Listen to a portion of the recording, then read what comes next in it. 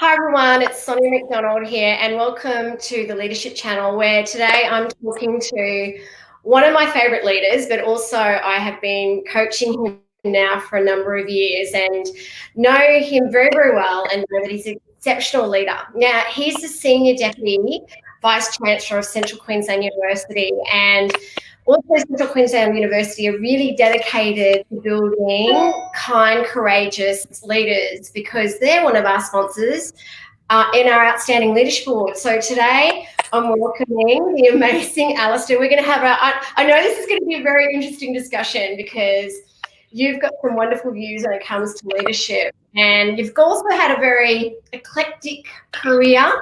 You've had CEO titles, you've got a public relations background. You also work at a lot of boards, and I know that you're really passionate about when it comes to leadership with purpose. So, oh my gosh, tell me about a little bit about your story for everyone that's listening here today, and around how you got to where you are today. Hi, yeah, good. Thanks. Hi, Sonia. Look, it's thanks firstly for having me on. I think it's a wonderful channel that you set up. I think the world needs much more leadership than what it's been getting, particularly in some of our political arenas. You can just see around the world, so it's desperate times. So the more we talk about leadership and the more we talk about kind leadership, then I think the better we'll all be for that space. So this is great timing to have something like that going. So hey, tell a little bit about me. Well, I'd have what you call a lazy career in that I actually grew up into jobs that I wanted to do that I found really exciting, but never really planned a career. And I know one of my biggest influences has always been my parents, and my father in particular, who spent his whole life really doing what he had to do, as his generation kind of did, to try and create careers for their family. So he moved from the UK, he moved to Australia because he recognised at some point in time that his three children, only one at the best would be able to afford an education. So he made a commitment to bring the whole family to Australia. And as a consequence, both my brother and my sister and I have had reasonably good careers working in high professional jobs because we all got the benefit of coming to this great country and getting an education that involved university. And so I've always been grateful to him. And, I guess one of the things I regret is never having said that to him enough through our life, that I appreciate what he did for us. But I've had some really great mentors along the way. One of the things he told me really early in life is find great mentors and find great coaches. And, this is the man talking to me 30 years ago when mentorship and coaching really wasn't fashionable. In fact, a lot of people weren't talking about it. And they've been people who've guided me throughout my career. And one of the things that a colleague recognised very early in my career was that I have a tendency to be bored if I'm not busy. And so they said, don't build a linear career, which means don't settle out to be an accountant and follow your whole life passion to be an accountant or something along those lines. Do things that make you passionate and that you're happy about and that you can actively be involved with. And essentially, that's the way my career has gone. So one of the great joys about that is that I've actually managed to do things in a whole range of different areas, and I've been relatively successful at it, only because I've been passionate about the areas that I've gone to. So I've worked in government, I've worked as a lobbyist, and I've run lobbying companies, national lobbying companies. I've worked as a CEO in areas like local government, water industry, and of course as a senior executive in the university sector, which is a very different sector to what I've been actively involved in otherwise. And the thing that I found the key to my success, and this is always cliched, but a lot of people know it to be true, is that if you want to get success, get the smartest people you can around you and let them get on with the job that they need to do. Don't try to micromanage them. Pick really good people, nurture them where you can, but don't get in their way. Don't act as a gatekeeper to them to stop them doing the things they need to do. And they'll look after your career for you. And that's the way that mine has evolved over a period of time. So, and I think that's one of the keys to leadership is recognise the qualities of people. Work with them. Don't act as a handbrake, and they will reward you in spades over your career, both in terms of your organisational outputs, getting great things done, but also in making sure that people recognise that you're achieving results. So yeah, I've been very fortunate, and I hope people recognise that. I think what I find, and I know that's something that you're really passionate about in terms of, as you said, have great people around you. I always say to people, make sure you have the right people on the bus. Why do so many people, I just find so many leaders that I work with they really have challenges around that. It's kind of like they think they need to be the smartest person in the room. Well, no, actually build a team of really exceptional smart people around you who also have different strengths to you, and lift them up to a greatness. And but why do we find that so many people today struggle with this and still also feel that leadership is about micromanaging and about control, when it's the opposite of that? Yeah, and you're right. It's a trait that you see in so many managers today who don't distinguish the difference between leadership and management. And throughout my career, I've had managers or leaders who've been very much into that micromanagement, and they've always thought they were the smartest person in the room, and so they should be the decision maker, and they hold that to themselves. And at the moment, I work in a business where I'm responsible for all of the revenue stream for the university. I'm responsible for facilities management, for IT, HR, marketing, international development. If I thought I was the smartest person in the room, I would pretty quickly crumble, because there are people in those spaces who know so much more than I do. And you have to learn to use your judgment in letting people do the things that they do better, and you follow them. Sometimes being a great leader is also about being a good follower of people, and being able to encourage them to do the things they need, and protecting them when they need to be protected, so that they can go on and do the things that they do. But you're right, there are just so many people who don't understand that lesson, and it's one of the greatest weaknesses of micromanagers, who just can't appreciate that. And again, it's cliched, if you're the smartest person in the room, you're in the wrong room. So there's always better people around you, and you should look for that, and you should encourage that as much as possible.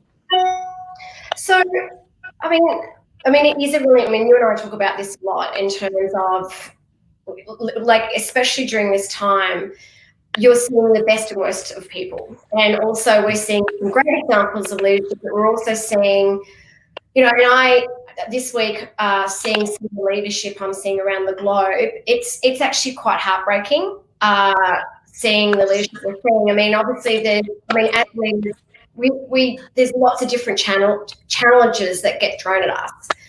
In terms of, like, what are you finding in terms of in your space and in your leadership? What are some of the challenges that you're facing, and how are you overcoming it? Yeah, and you're right. It is heartbreaking to see where the great opportunities are provided for people to show great leadership, and they fail the test time and time again. And without ever wanting to take sides in the politics of international activities, there are just plenty of examples, and not just some of the obvious examples, but people both at higher and lower positions in organisations and in government who are what I'd call squibbing the test. They're really just not stepping up to the plate and really delivering. And it's easy to criticise.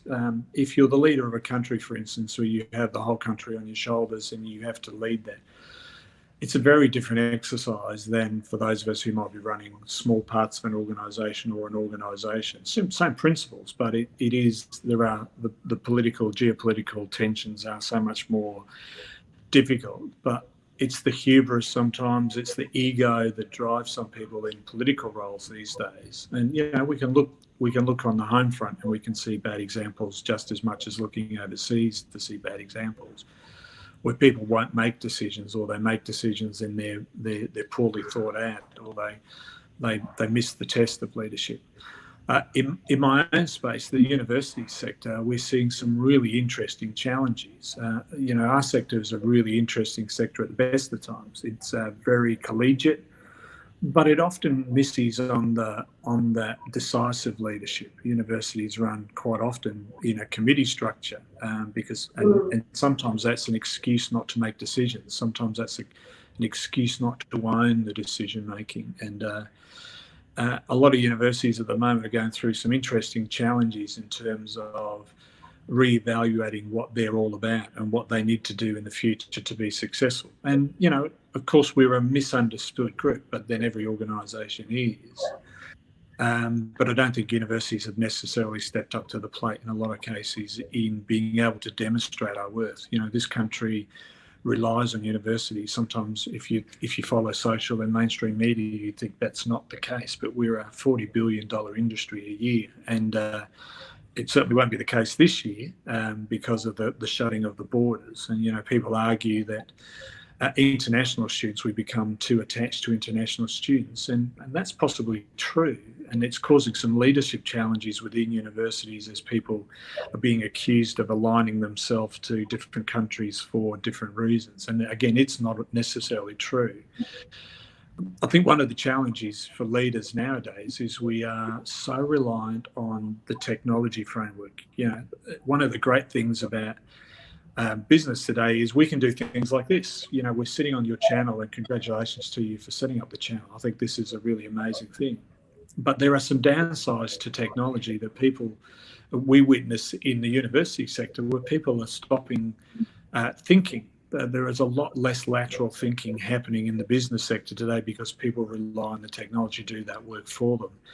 And people listen too much to what others do and take their lead off that. And, you know, we call that collaboration. We call that more community feedback. But in some cases, it's an excuse not to take leadership. And I think people have got to learn again to be decisive in leadership without being populist in the way that they lead. And that's one of the great challenges is as a leader in a contemporary practice business.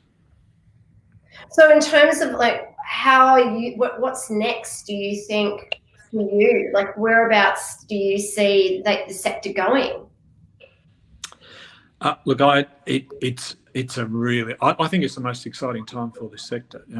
Some of my colleagues may disagree with me. I think some of them say it's also the most challenging time. And again, technology has a little bit to say about this.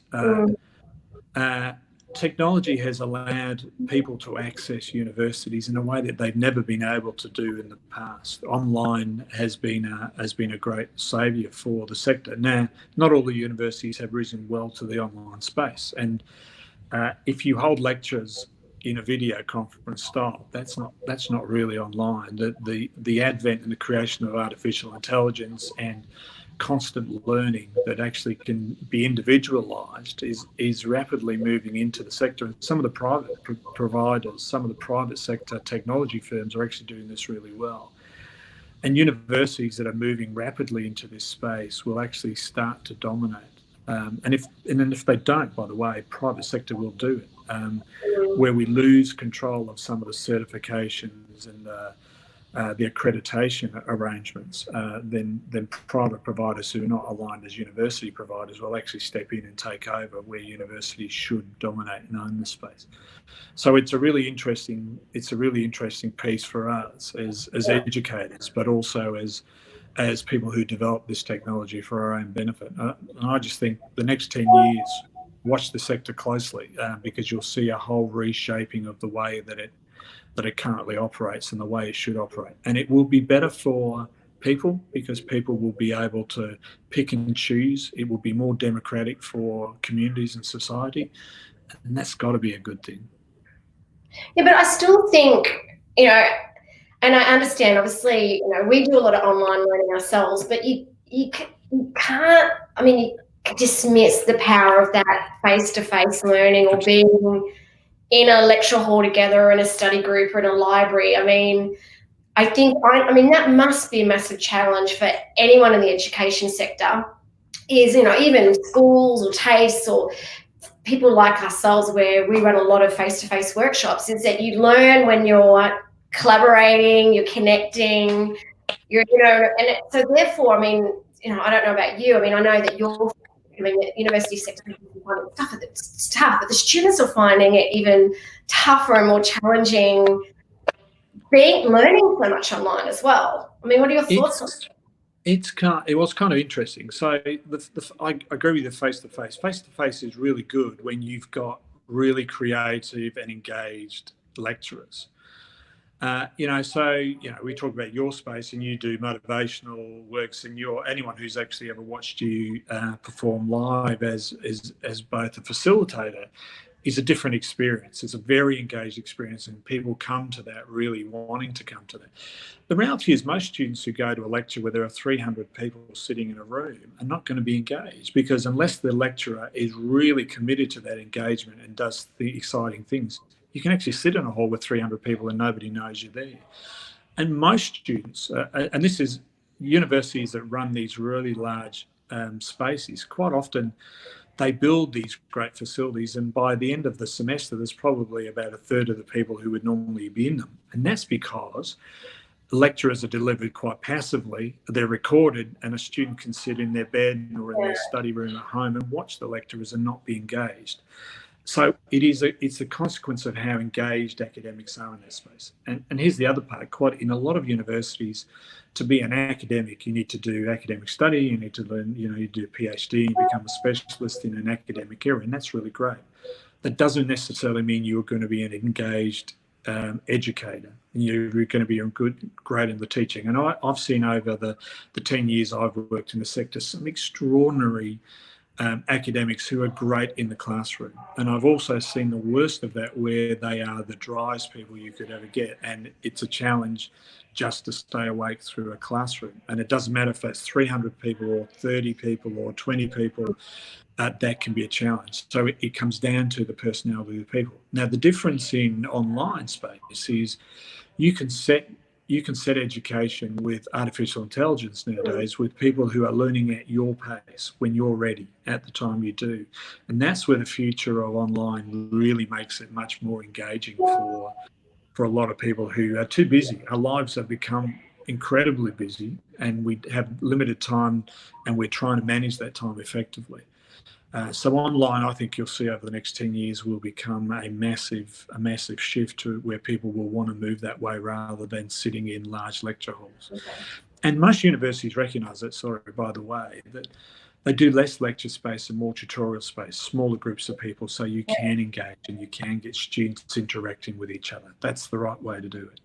Yeah, and I definitely think that's the key, having smaller groups where they're able to have that airspace to, talk and share insights versus just sitting with 100 people online and feeling that they can't actually have a voice or ask questions. And I mean, one question I'd love to know, I want to ask you, is learning leadership. Obviously, I'm so passionate about the leadership space and learning leadership. And sometimes we find at universities, I'm not saying I know your university is exceptional, but I do hear a lot, you go and do a degree and you kind of do accounting or engineering or law.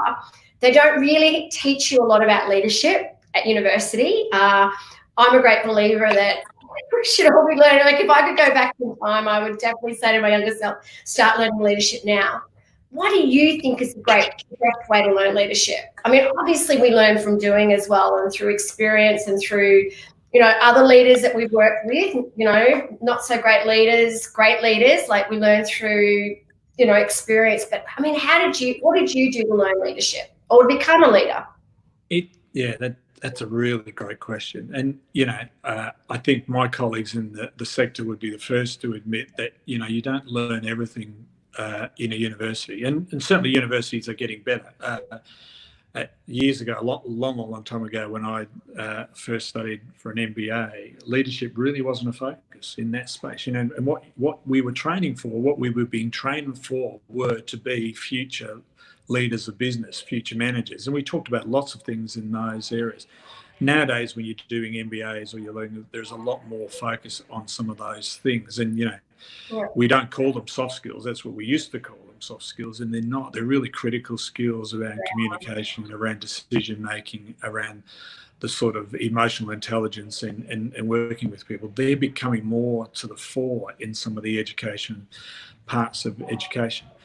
And I think you can learn some of those things in the qualification side. I think universities are coming to that slowly and they're getting better at it. And, that's from someone who sits in the sector and who watches it closely and who watches students. I think nothing works as well. And I'd have to say that in my career, the things I've learned about leadership have been learned by doing, have been learned by being coached, and as you will know, as my coach, that sometimes that's a hard road to hoe. It's a really hard effort to try and get people like me to learn and to think we know. We have to pick up on some things. But I've had a coach all the way through my career. I've had mentors all the way through my career, and they have been far more instrumental to me. I've learned the technical things at universities, but I've learned the soft skills, as I still call them, and the things around emotional intelligence and things about decision making by doing it, sometimes by making mistakes, but by having really good bosses who recognise that a mistake is really an opportunity to learn, that you can make mistakes, but if you learn from those and you continue to improve, then that's the best way to do. And I seldom make the same mistake twice, and I've made plenty of mistakes in my career, and some of those have been potentially career changing. And I'd maybe relay a story. When I was younger and I was learning my degree, I kind of thought I was pretty smart. I was learning communications and media, and I was pretty clever. I thought I was pretty clever, and I worked in Man Eyes and Minds years and years ago. This is when it was owned by Man Eyes and Minds. It was an Australian company. And I worked underground, and I was the only communication officer. I had the air-conditioned room, thousands of feet down underground. So I thought it was pretty cool. Everyone else had to go in the hot, stinky underground areas. And one day, because I wasn't paying attention, someone called through a message, which essentially one of my jobs was to tell people when tunnels needed to be cleared.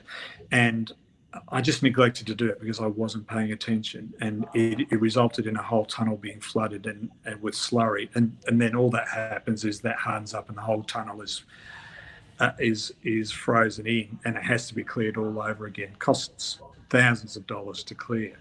It could have been a really dangerous mistake. It actually could have cost somebody their life, and it was a really important lesson for me to learn that, as good as I thought I was, that I had to learn to listen to instruction. And I've always held that lesson well, because sometimes when you think you're the best person in a room, there's something's going to happen to reshape your mindset that you have.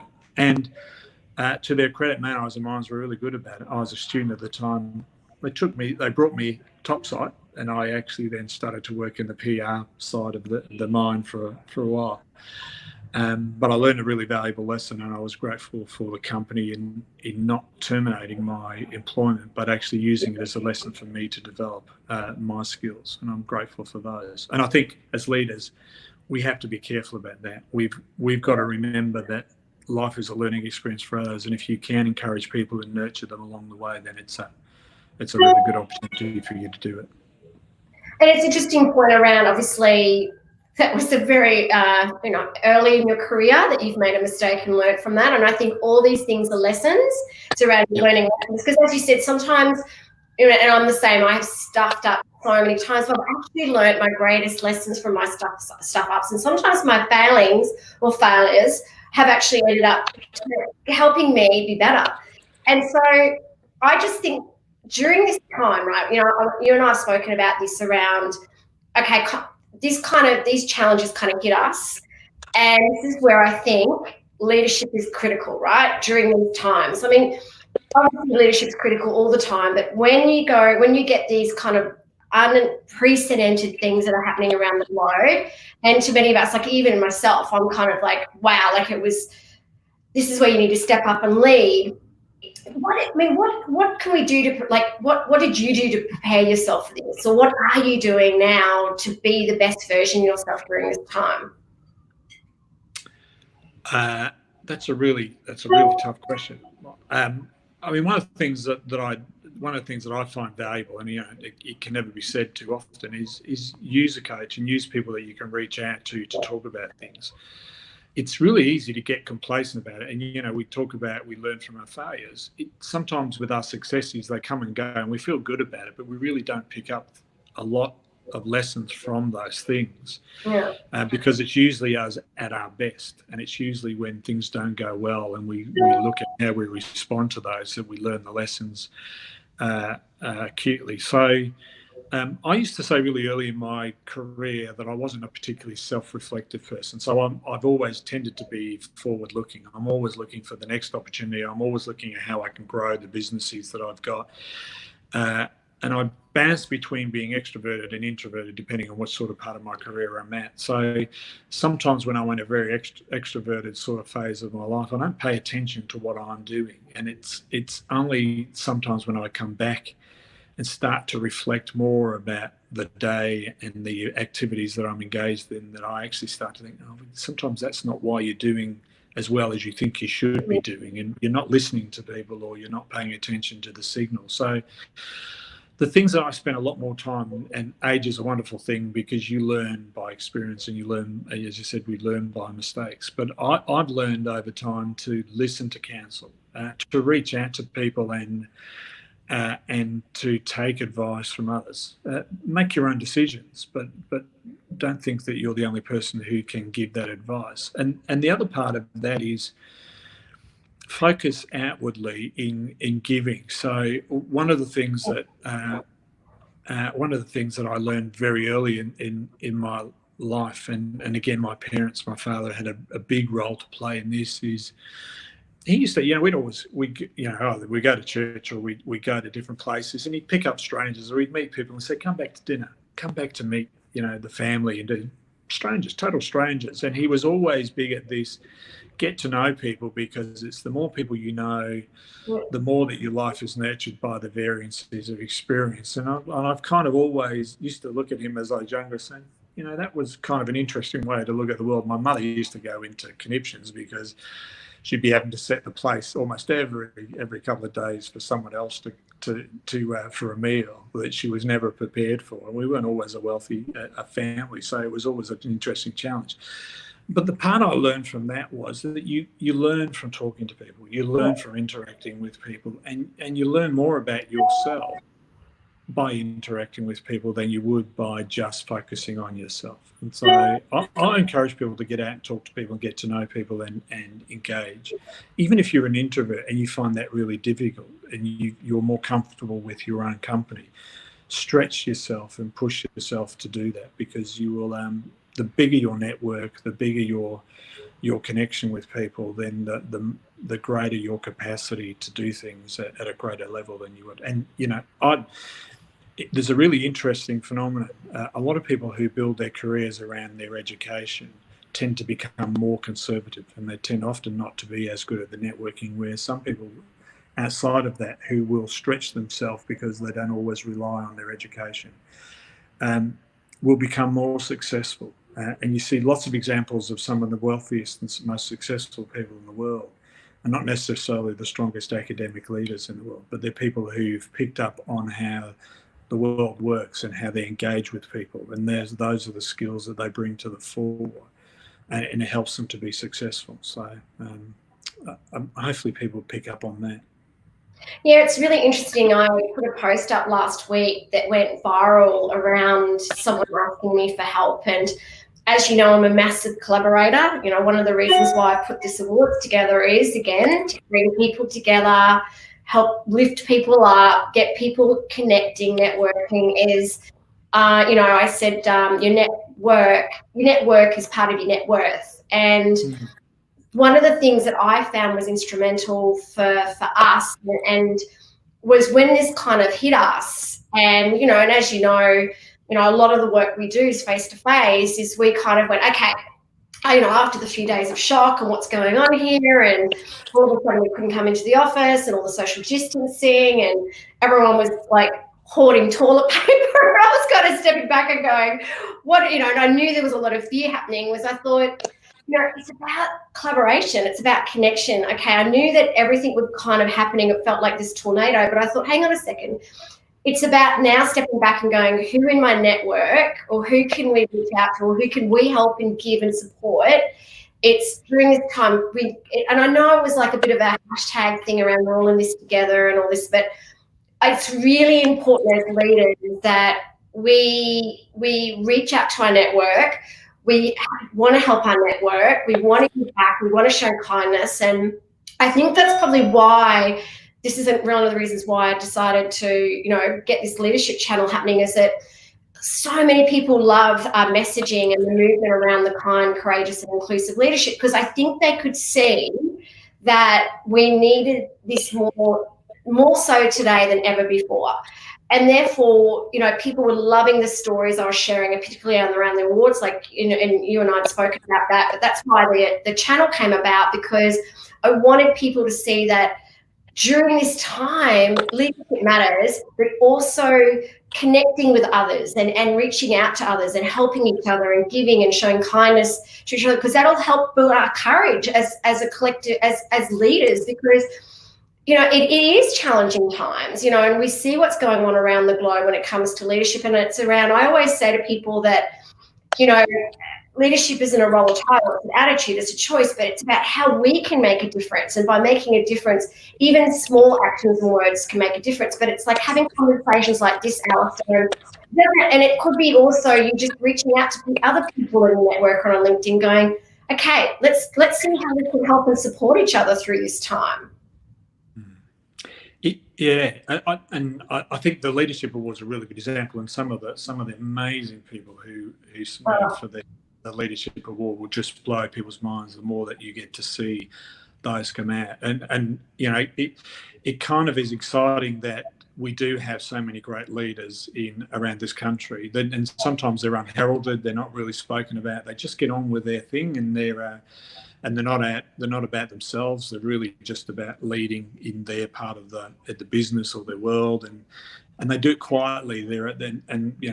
I hate the term heroes, because I think it's so overused in this community. Everyone's a hero, but just some people who do extraordinary things, and they do it quietly and without any need for recognition for it. And hopefully the Leadership Awards will recognise some of those great leaders who are actually doing those sorts of things, because there certainly is a great talent in there. It's interesting, you were talking about the COVID-19, the coronavirus, and the changes that are made, and how it really shaped some of the best and the worst of people.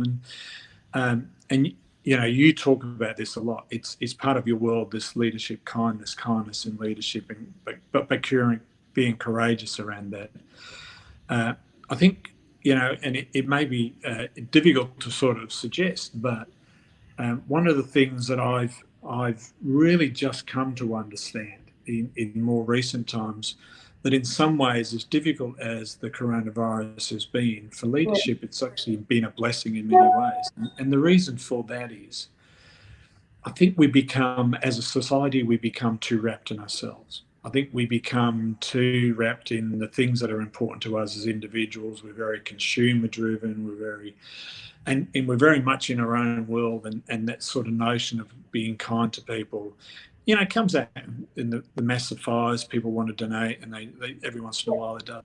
But the coronavirus changed the way, in a lot of ways, and I hope it lasts, the way that we work in the workplace. So in our business, for instance, when everyone was pushed out to work from home, and everyone got very energised about that, got really focused on working from home. But we actually started to see the human side. We've all started to learn. And in our business, we're used to working online, and we're used to video conferencing, because we're a global business and we deal with people all over the world. But we're not accustomed to seeing it for the people that we meet in the office and around the water cooler. And then now we're talking to them around the kitchen table, where they're trying to both work and homeschool their children, or deal with the uncertainty of what COVID-19 meant for them as a family, but also in their future in the workplace. And so what we were seeing was this, I think, a much greater, kinder experience. So people would be engaged in really deep, serious meetings, but they'd have kids around them. Kids would want a biscuit, or they'd want something.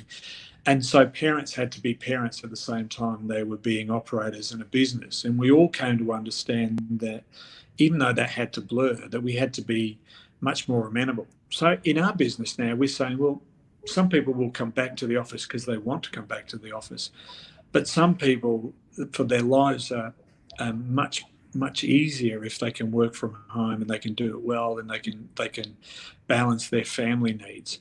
And so I think it's going to force business to start to accept that you have to separate our business from the home life, and you have to create some boundaries around it. Otherwise, you end up stressing people. But you can be kinder about the way you treat your employees and allow them to operate in a mixed environment. And I think that's going to bring out the best of us if we do it well. Now, there'll be some people who won't be able to do that well, but I've seen in my business people becoming much more sympathetic, really going out of their way to check on their employees, to check if they're okay, to check if they're doing well, and how they're working through this really uncertain times. And I really hope that continues when we all go back to the office space, because I think it brings a much better workplace than we've probably ever seen at any time that I can think of in the last 20 or 30 years in the workforce. And if you're a workforce that does that already, then full kudos to you, because you've learned that lesson well. Not all businesses have learned that lesson well, and it takes time. Yeah, I agree. I've actually been really grateful for the time, obviously, because a lot of us are working from home, and I love coming into the office. However, I've really embraced spending more time with my daughter, and I've even taken her to, some very senior meetings with me, and social distancing and things like that. But it's just been really nice to kind of reflect. I think what's been really great is reflecting on what's really important during this time. And I think we have got caught up, as well, in the busyness of life too much. So stepping back, and again, as you said before, I think being a lot more self-reflective, like having that time to be more, because I think great leadership starts with self. Great leadership starts with that self-awareness and that self-reflection. So I know we're going a little bit over time, but I knew we would, because we always have so much to talk about, because I always find you're so great in this leadership space. Is any kind of like final insights that you would like to share with everybody watching around what you're seeing, or what you think we need to be doing differently or more of, less of, when it comes, like, what are any sort of final insights for everyone out there listening around leadership? I think, I think one of the things I've learned in more recent times is I think it's important for leaders to recognise that we're not all perfect human beings, that we will make mistakes. And I think what I often see is people beat themselves up when things don't go as well. And the one thing I'd encourage people to do is to be kind to themselves. It's not just about being kind to our colleagues, but it's be kind to ourselves in that space. Recognise that not everything will go well. Some people got really pressured by the coronavirus and how they would cope and how they would show leadership. And I saw a lot of people get very stressed by that process.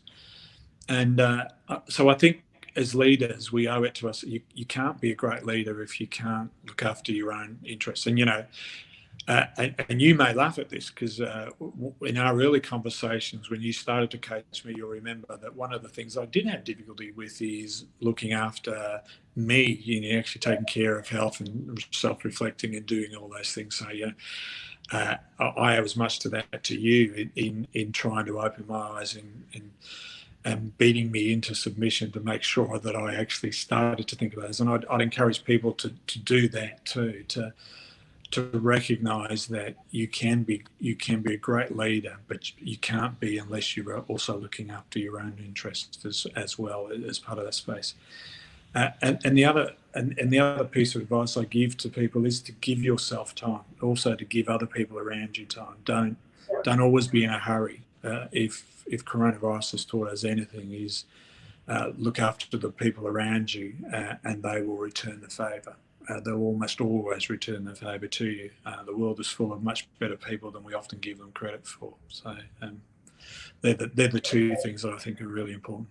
Yeah, because I think ultimately people just want to be cared about, but I think it also starts with that self-care and self-kindness. I do, and you were one of them. I work with a lot of leaders who they don't practice self-kindness, or they are really tough or hard on themselves. And I think the one thing, again, during this time is people have started to realise the importance of that we are all connected wherever we are, about we're all humans as well, and that it has been incredibly tough for a lot of people, and that why being courageous during this time, I think, is the forefront for a lot of people to just get through what we can in terms of, and some have found it a lot tougher than others, but kindness to yourself, when you are kind to yourself, when you are kinder to yourself, you find that you're a lot more kinder to others as well. So I think that is key. So I just want to say thank you so much for being on the Leadership Channel today. I'll put down your details if anyone wants to connect with you. If you are looking for someone exceptional as an advisor on your board, please reach out to Alastair, because he is just phenomenal. I know he is going to be forming part of my advisory board soon, because I just think, you know, even though I do coach him and work with him, he also, as a coach, you do learn from a lot from people you coach from as well, and he's probably one of the most exceptional leaders. And I actually am really honoured to have Central Queensland University as our gold sponsor in our awards. It's been amazing working with you. I know these are going to be an incredible awards and movement. We've already started our planning our awards for 2021. So I just wanted to say thank you so much for your support there as well. You've just been remarkable, you and your team. And thanks for being on the Leadership Channel today, because it's just been such an honour speaking with you. Thanks, Young. I really appreciate that, and good luck with the channel. It's a great initiative. I hope lots of people get an opportunity to participate in it. So thanks. I'm very excited. We should see the lineup of people that we've already got each week going to be interviewed on the. If you want to be part of the Leadership Channel, if you're here listening, just reach out to me, because we're actually interviewing some of the greatest senior execs and CEOs around the globe. And it's so great to have you as our inaugural guest speaker on the Leadership Channel. So thank you again, and always stay kind and stay courageous, everybody. So thanks again, Alastair. Thanks. Bye. Bye.